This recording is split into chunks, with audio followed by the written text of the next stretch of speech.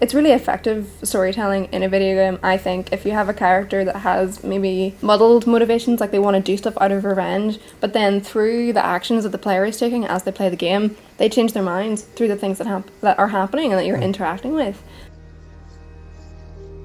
I had the extra cars unlocked, and there was a bush you could unlock too. I had that unlocked to go get it all again. And that game wasn't just hard, that game was plain unfair at times. Like I had a fear of like white transit vans for years because fuckers would jump out of corners at you, like they'd wait at the last corner.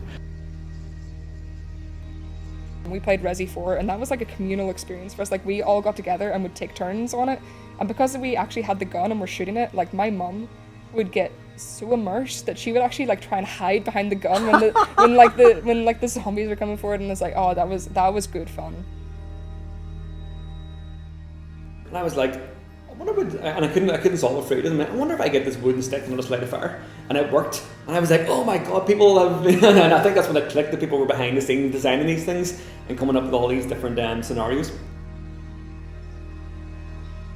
I think trust was built around him in the early days of his career, and so he was given the space and resources to be able to do such things, as well as obviously his skill and being able to analyze what makes a game fun, and he's always going back to what makes a game fun.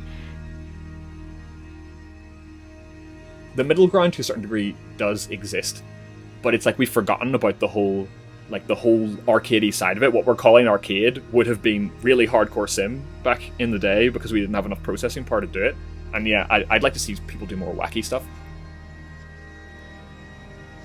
I love how I think it would have been very easy for them to make her more of a blank slate, because, you know, she is kind of meant to just be something for the players to embody. But I love how they gave her a very distinct personality, even with the choices you have.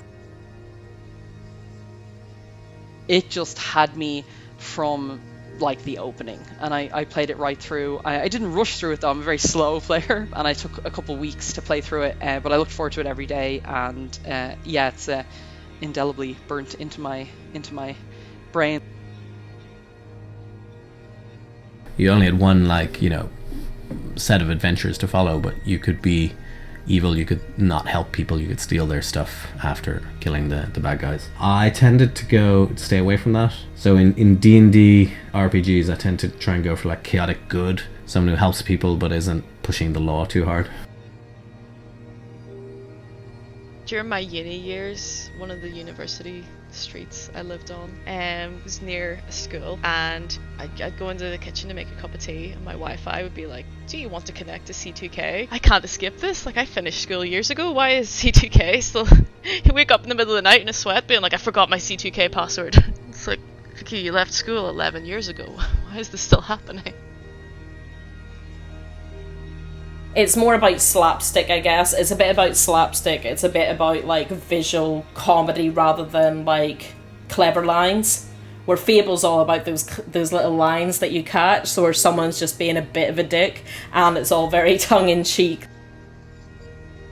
We came home, and I forget where my mom was, but she was out of the house, and so me and my brothers were playing. I have 3 brothers, and we were playing multiplayer GoldenEye, and we were just having so much fun, and we were like shooting each other and stuff. My mom comes home and she kind of walks in the room and she's like, what are you guys playing? And it was like, you know, all of us running around with like guns and stuff, and she's like, what is this? And then one of us gets shot and dies, and blood runs down the screen, and my mom was like, what have you brought into this house? Yeah. Anyway, we had to immediately return that. Yeah.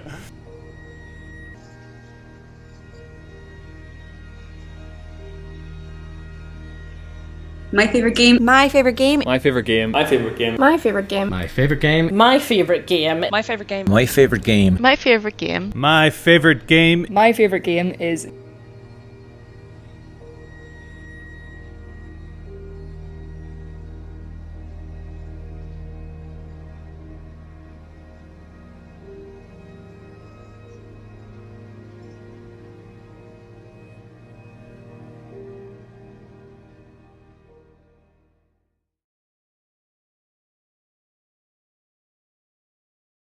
But I interest you in everything all of the time. A little bit of everything all of the time. Apathy is tragedy and boredom is a crime. Anything and everything all of the time.